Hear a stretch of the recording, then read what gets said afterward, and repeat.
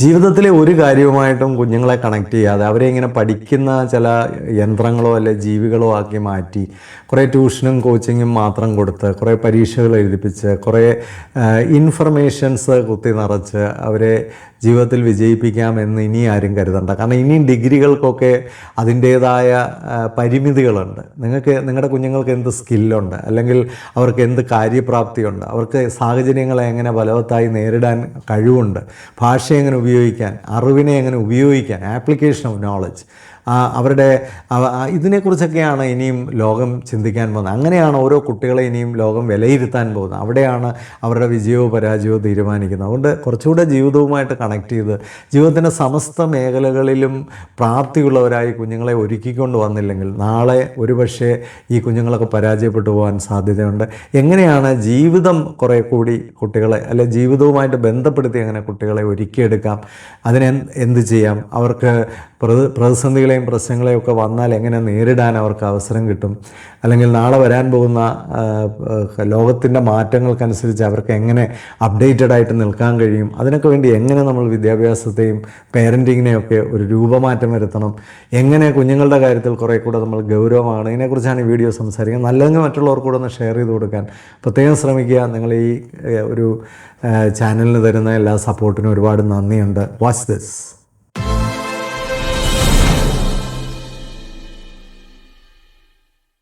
വിദ്യാഭ്യാസം പലപ്പോഴും ജീവിതവുമായിട്ടത്ര ബന്ധപ്പെടുത്തിയല്ല ഇന്ന് നടക്കുന്നത്. പലപ്പോഴും കുറേ ഡിഗ്രികൾ സമ്പാദിക്കുക, കുറേ നോളജ് അക്വയർ ചെയ്യുക, അതിലൂടെ ചില പരീക്ഷകളൊക്കെ പാസ്സാകുക, അങ്ങനെയൊക്കെ ചെയ്തു വരുന്ന കുട്ടികൾക്കൊരു കുഴപ്പം, പലപ്പോഴും ഒരു ജീവിതത്തിൽ ഫെയിലാകാനുള്ള സാധ്യത വളരെ കൂടുതലാണ്. ഇന്നിപ്പോൾ പലപ്പോഴും കാണുന്നത് പഠനത്തിലൊക്കെ വളരെ മികവുറ്റ് നിൽക്കുന്ന കുട്ടികൾ പലരും ജീവിതത്തിൽ പരാജയപ്പെടുന്നുണ്ട്. നേരെ മറിച്ച് പഠനത്തിൽ അത്ര മികവില്ലാത്ത പല കുട്ടികളും ജീവിതത്തിൽ വിജയിക്കുന്നുമുണ്ട്. അതിൻ്റെ കാരണം എന്നാന്ന് ചോദിച്ചാൽ ഒരുപക്ഷെ അവർ കുറച്ചുകൂടെ തോൽവികളൊക്കെ നേരിടുന്നതുകൊണ്ടും പലപ്പോഴും കൂടുതൽ അവർക്ക് എക്സ്പ്ലോർ ചെയ്യാൻ സമയവും സാവകാശവും കിട്ടുന്നത് കൊണ്ടും ചെറിയ സമയം മുതലേ അവരിൽ വലിയ പ്രതീക്ഷകളില്ലാത്തത് കൊണ്ടുമൊക്കെ അവർക്ക് കിട്ടുന്ന ഫ്രീഡവും ഫ്ലെക്സിബിലിറ്റിയും ഒക്കെ ആയിരിക്കാം അത്തരക്കാരെ കുറച്ചുകൂടെ ജീവിതത്തിൽ വിജയിക്കാൻ സഹായിക്കുന്നത്. അപ്പോൾ ഒരുപക്ഷെ ഇവിടെ സ്വാമി വിവേകാനന്ദൻ്റെ വിദ്യാഭ്യാസ ചിന്തകൾ തന്നെ ഏറ്റവും റിലവൻ്റാണ്. കാരണം അദ്ദേഹം ഇന്ത്യയിലും വിദേശത്തുമായിട്ട് പഠിച്ച ഒരാളായതുകൊണ്ട് അദ്ദേഹത്തിന് ഒരു ഗ്ലോബൽ വ്യൂ അദ്ദേഹത്തിൻ്റെ വിദ്യാഭ്യാസ കാഴ്ചപ്പാടിലുണ്ട്. വിദ്യാഭ്യാസം എന്ന് പറയുന്നത് കുറേ നോളജ് അക്വയർ ചെയ്യുക, പരീക്ഷ എഴുതുക എന്നുള്ളതല്ല. അതിനൊക്കെ അപ്പുറമായിട്ടൊരു മാൻ മേക്കിംഗ്, ക്യാരക്ടർ മോൾഡിങ്, അതിനെക്കുറിച്ചാണ് അദ്ദേഹം എപ്പോഴും പറഞ്ഞിട്ടുള്ളത്. അപ്പോൾ ഈ മാൻ മേക്കിംഗ് എന്ന് പറയുന്ന ഒരു മനുഷ്യനെ രൂപപ്പെടുത്തുക, അല്ലെങ്കിൽ ഒരു മനുഷ്യനെ ശക്തിപ്പെടുത്തുക എന്ന് പറയുന്ന ഒരു പ്രക്രിയ വിദ്യാഭ്യാസത്തിലൂടെ ഉണ്ടാകണമെന്ന് അദ്ദേഹം വളരെയധികം ആഗ്രഹിച്ചിരുന്നു. ഇപ്പോൾ ഇന്നും അത് റിലവൻ്റാണ്. ഒരുപക്ഷെ അദ്ദേഹം പറഞ്ഞ 4 കാര്യങ്ങളാണ് അദ്ദേഹം വിദ്യാഭ്യാസത്തെക്കുറിച്ച് പ്രധാനമായിട്ട് പറഞ്ഞത്. ഒന്നാമത്തെ കാര്യം എന്ന് പറഞ്ഞാൽ ഒരു ക്യാരക്ടർ ബിൽഡിംഗ് ആയിരിക്കണം.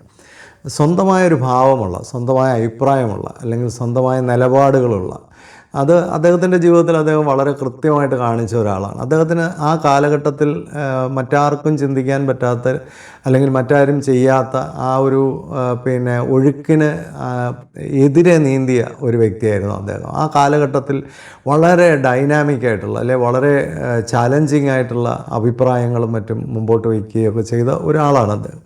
അപ്പോൾ അതുതന്നെയാണ് ഒരു ക്യാരക്ടർ മോൾഡിങ് എന്ന് പറയുന്ന ഒരു കാഴ്ചപ്പാട്. നമ്മുടെ കുട്ടികളിൽ ഒരു ക്യാരക്ടർ രൂപപ്പെടാനായിട്ട് വിദ്യാഭ്യാസം സഹായിക്കണം. വിദ്യാഭ്യാസം എന്ന് പറയുമ്പോൾ ആ പേരൻറ്റിങ് മുതൽ സ്കൂൾ വരെയുള്ള എല്ലാ ഭാഗത്തെയും ഒരു കാര്യമാണ്. അത് ഇന്ത്യയിൽ നിന്നല്ല, ഏത് രാജ്യത്ത് കുട്ടികളെ നമ്മൾ വളർത്തിയാലും ആ കുട്ടിയിൽ ഒരു ക്യാരക്ടർ ബിൽഡ് ചെയ്യാനായിട്ട് നമുക്ക് കഴിഞ്ഞാൽ, ഇപ്പോൾ എന്തെങ്കിലും ഒരു കാര്യത്തിന് വേണ്ടി നിലനിൽക്കുന്നവർ എല്ലാത്തിലും പോയി വീണു പോകില്ല എന്നുള്ളതാണ് അതിൻ്റെ ഏറ്റവും പ്രധാനമായ ഒരു കാര്യം. അപ്പോൾ സ്വന്തമായൊരു ഭാവത്തെ രൂപപ്പെടുത്തിയെടുക്കാൻ, അല്ലെങ്കിൽ സ്വന്തമായൊരു റെസ്പെക്റ്റും സ്വന്തമായൊരു എസ്റ്റീമും സ്വന്തമായൊരു വാല്യൂവും ഒക്കെ തിരിച്ചറിയാൻ ഒരു കുട്ടിയെ പ്രാപ്തമാക്കുന്നതായിരിക്കണം വിദ്യാഭ്യാസം. രണ്ടാമത്തേത് സ്ട്രെങ്തനിങ് ഓഫ് മൈൻഡാണ്, ഒരു മാനസികമായ കരുത്ത്.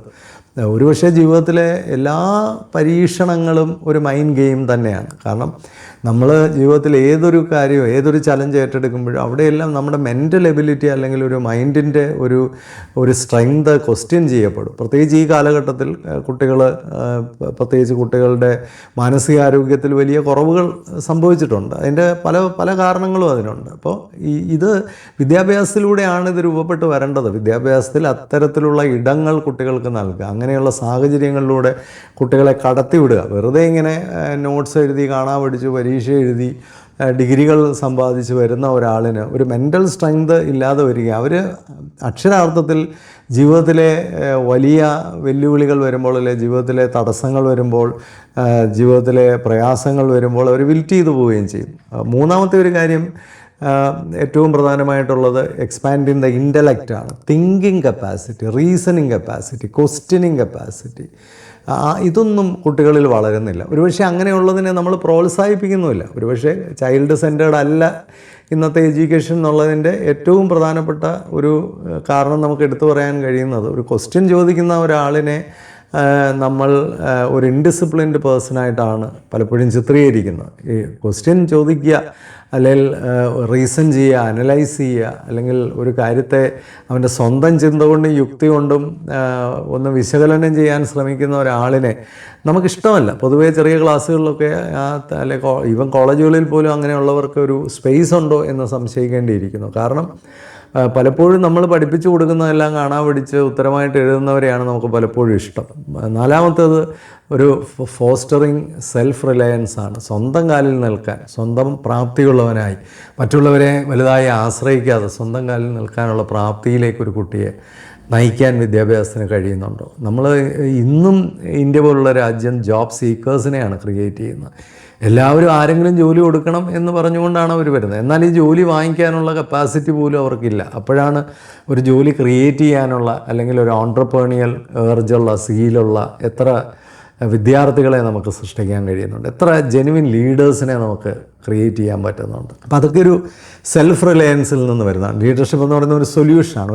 ഒരു നാട്ടിലോ രാജ്യത്തോ ഒരു സമൂഹത്തിലോ ഒക്കെ കാണുന്ന പ്രശ്നങ്ങളെ പരിഹരിക്കാൻ ഇറങ്ങിത്തിരിക്കാനുള്ള ഒരു പ്രാപ്തി എത്ര കുഞ്ഞുങ്ങളിലുണ്ട്. ഇപ്പോൾ IIT നിന്ന് ഇറങ്ങുന്നവരിൽ പോലും ബഹുഭൂരിപക്ഷം പേരും ഏതെങ്കിലും ജോലി അന്വേഷിച്ച് എവിടെയെങ്കിലുമൊക്കെ കയറുന്നു. പലരും ഇഷ്ടപ്പെടാത്ത ജോലികളൊക്കെ ചെയ്യേണ്ടി വരുന്നു. കാരണം ഇഷ്ടപ്പെട്ടൊരു മേഖലയിലേക്ക് പോയാൽ അവിടെ ഒരു സാധ്യത ഉണ്ടാകുമെന്ന് പോലും ഭയക്കുന്ന, അല്ലെങ്കിൽ അങ്ങനെ ഒരു റിസ്ക് എടുക്കാൻ പോലും പേടിക്കുന്ന ധാരാളം കുട്ടികളാണ് ഈ പ്രീമിയമായിട്ട് ഉള്ള സ്ഥലങ്ങളിൽ നിന്ന് പോലും ഇറങ്ങുന്നത്. അപ്പോൾ ബാക്കിയുള്ളവരുടെ കാര്യം നമുക്ക് പറയണ്ട. കുട്ടികളെ വളർത്തുന്ന ഏരിയയിൽ ഉള്ള ഈ വലിയൊരു മിസ്റ്റേക്ക് പിന്നീട് അവരുടെ ജീവിതത്തിൽ ഒരു മീഡിയോക്രിറ്റി ഉണ്ടാവാനുള്ള സാധ്യത ഉണ്ടാക്കുന്നുണ്ട്. അപ്പോൾ ഇന്ന് ചെറുപ്പക്കാർ പലരും ജീവിതത്തിൽ ഒരു തൊഴിൽ കിട്ടാതെ വരുന്ന സമയത്തോ, അല്ലെങ്കിൽ കുടുംബജീവിതത്തിൽ പരാജയപ്പെടുമ്പോഴോ, വിവാഹ ജീവിതത്തിൽ പരാജയപ്പെടുമ്പോഴോ, സാമൂഹ്യ രംഗത്ത് പരാജയപ്പെടുകയോ ഒക്കെ ചെയ്യുമ്പോൾ ഇതിൻ്റെ യഥാർത്ഥത്തിലുള്ള കാരണം നിൽക്കുന്ന അവരുടെ ബാല്യത്തിലും കൗമാരത്തിലുമാണ്. ബാല്യത്തിൽ തന്നെ നമ്മൾ കുട്ടികളെ ഒരു ജീവിതഗന്ധിയായി, അല്ലെങ്കിൽ ജീവിതത്തിൻ്റെ ഒരു മണവും ഗുണവും ഒക്കെ കൊടുത്ത് വളർത്തേണ്ടതായിട്ടുണ്ട്. ഇപ്പോൾ സ്കൂളുകളിലൊക്കെ പഠിപ്പിക്കുമ്പോൾ തന്നെ നമ്മൾ കൃത്യമായി പഠിപ്പിച്ചിരുന്നെങ്കിൽ ഇന്ന് കുട്ടികളിൽ കാണുന്ന പല പ്രശ്നങ്ങളും പരിഹരിക്കാൻ പറ്റും. ഫോർ എക്സാമ്പിൾ, ഈ ലഹരി തന്നെ ഒരു എക്സാമ്പിളാണ്. ഈ ലഹരി ഉപയോഗിക്കുന്ന പദാർത്ഥങ്ങളെ പറ്റിയൊക്കെ നമ്മൾ ചെറിയ ക്ലാസ് മുതലേ പഠിക്കുന്നുണ്ട്.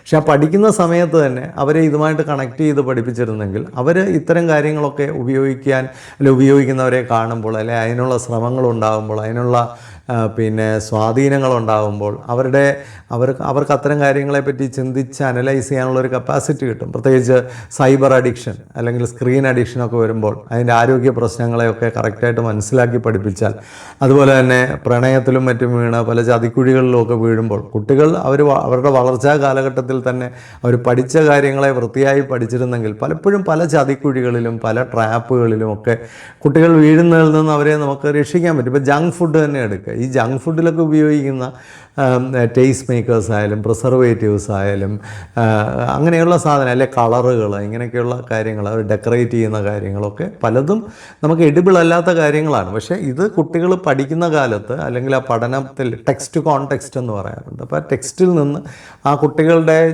കോൺടെക്സ്റ്റിലേക്ക് നമുക്ക് എങ്ങനെ ആ അറിവിനെ കൊണ്ടുവരാം, അവരുടെ ജീവിതവുമായിട്ട് എങ്ങനെ ബന്ധപ്പെടുത്തി പഠിപ്പിക്കാം. ഇപ്പോൾ ഫിസിക്സ് പഠിപ്പിക്കുമ്പോഴും കെമിസ്ട്രി പഠിപ്പിക്കുമ്പോഴും ഒക്കെ അത് ജീവിതത്തിൽ എവിടെയാണ് പ്രയോജനം ചെയ്യുന്നത്.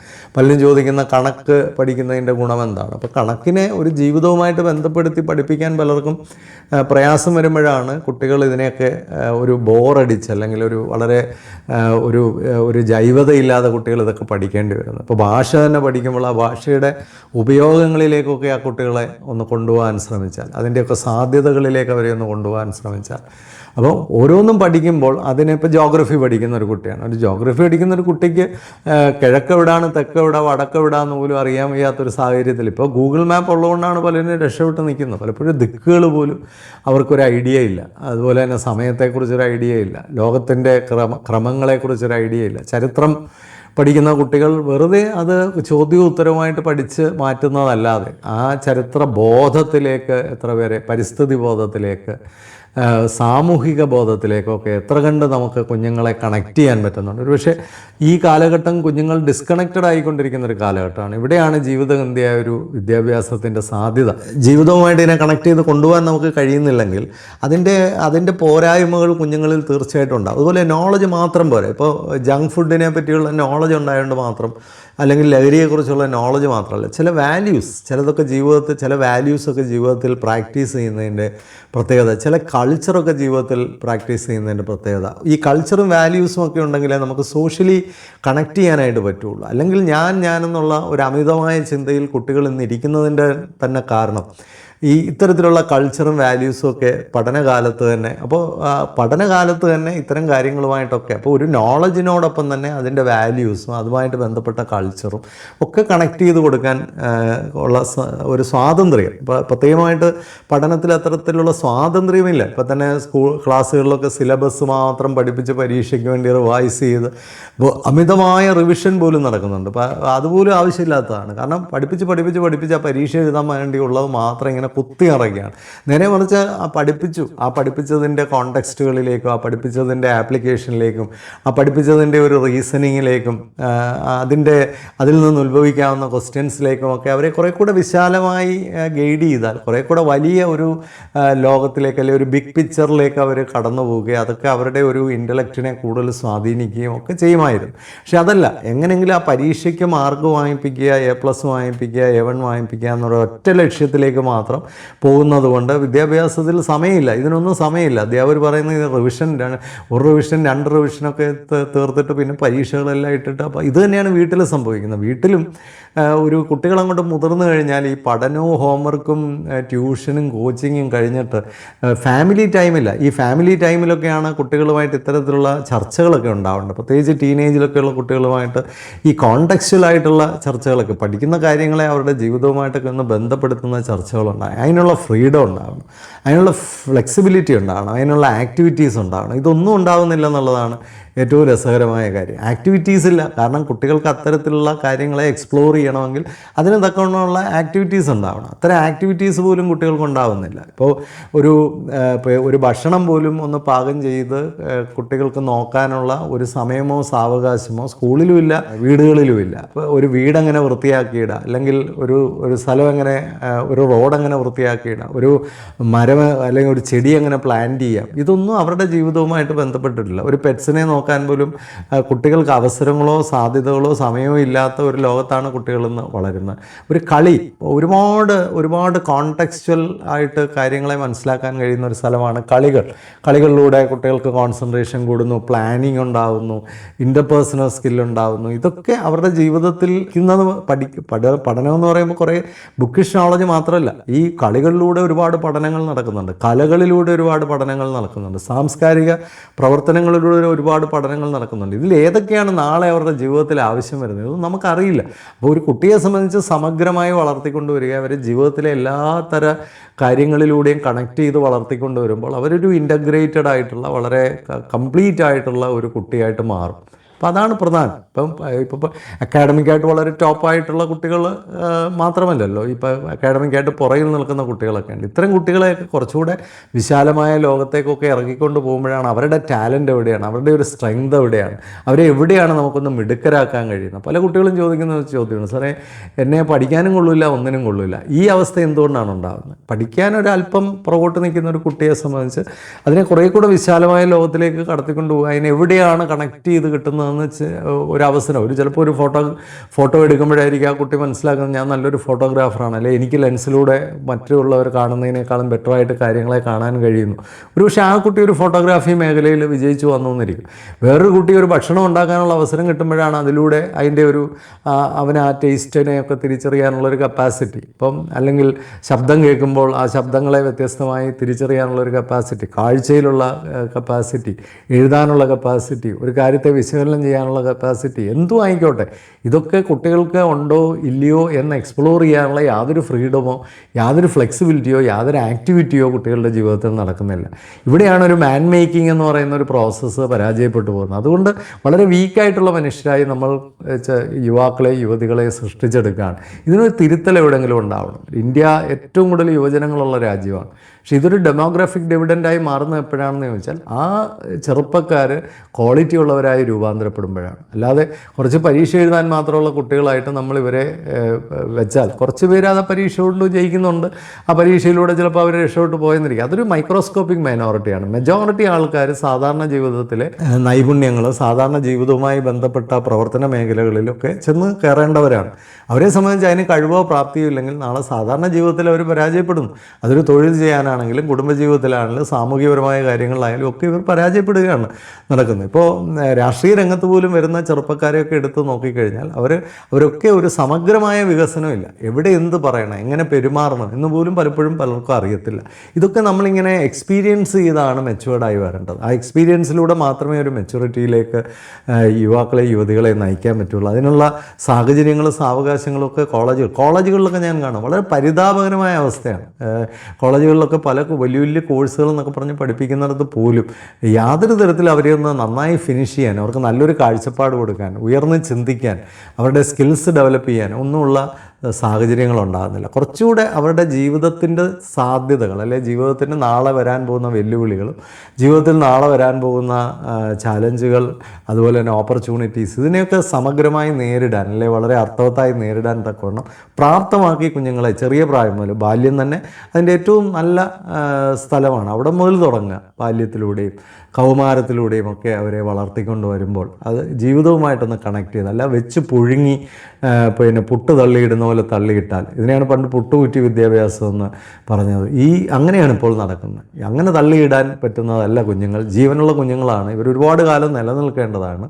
ഒരു ബ്രോയിലർ ചിക്കനെ വളർത്തുന്ന പോലെ കൊല്ലാനല്ല അവരെ വളർത്തുന്നത്, ജീവിക്കാനാണെന്നുള്ള നല്ല ബോധ്യത്തോടെ നമുക്കവരെ പൂർത്തീകരിച്ചെടുക്കാം. അതിന് എല്ലാവരുടെയും നല്ല പാർട്ടിസിപ്പേഷൻ കുഞ്ഞുങ്ങളുടെ ജീവിതത്തിലേക്ക് കൊടുക്കാം. കുഞ്ഞുങ്ങളിലേക്ക് സഭകൾ, സമൂഹങ്ങൾ, മതങ്ങൾ എല്ലാവരും കുഞ്ഞുങ്ങളിലേക്ക് ഒന്ന് തിരിഞ്ഞു നോക്കുകയും അവരുടെ സമഗ്രമായ വികസനത്തിന് വേണ്ടി എല്ലാവരും ഒരല്പം സമയം ചെലവഴിക്കുകയും ചെയ്താൽ വലിയ മാറ്റങ്ങളായിരിക്കും സമൂഹത്തിലുണ്ടാകുന്നത്. ആരും തന്നെ കുഞ്ഞുങ്ങളെ ഗൗരവമായിട്ട് എടുക്കുന്നില്ല. വളർന്നു വരുന്ന തലമുറയെക്കുറിച്ച് കാര്യമായി ചിന്തിക്കുന്നില്ല.